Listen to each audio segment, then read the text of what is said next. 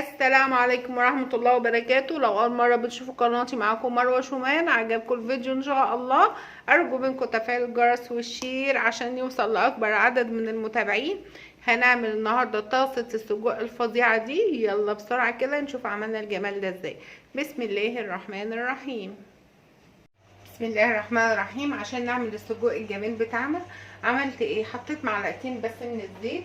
انا ما حطيتش كتير لان انا عارفه ان انا حاطه في السجق مواد دهنيه متوسطه، فيعني نسبه وتناسب. طبعا لو انت جايبه الجاهز ده ما بحطش اي حاجه ومش بحب استعمله، انما اللي احنا عاملينه في البيت حاجه تانية.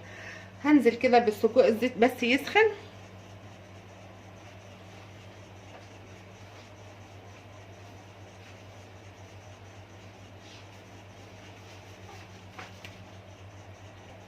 اول ما يسخن بنزل بالسجق بالشكل ده زي ما هو كده، وبعد كده بعمل ايه؟ بقصه بالمقص بس بعد شويه.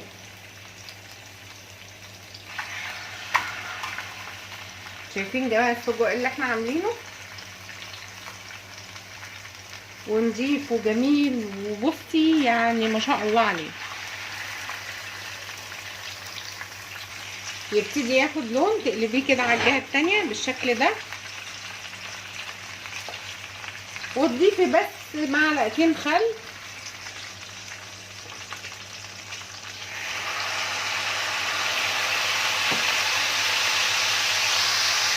اهو بالشكل ده.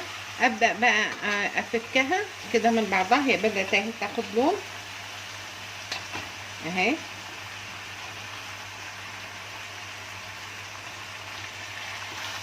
بالشكل ده بقى اقصقصها كده عشان تبقى كل واحده لوحدها.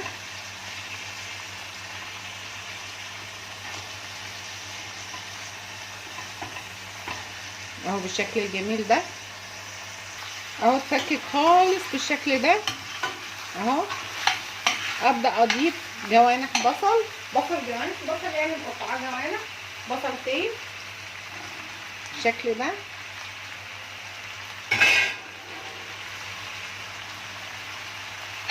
واقلب تاني.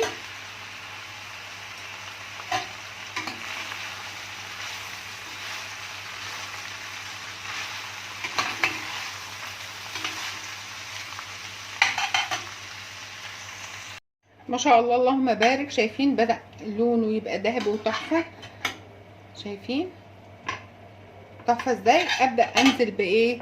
انزل بالفلفل الالوان وطماطميه بس متقطعه برضو جوانح اهي بالشكل ده، واقلب. انا عاوزه بس الفلفل يدبل حبه صغيرين.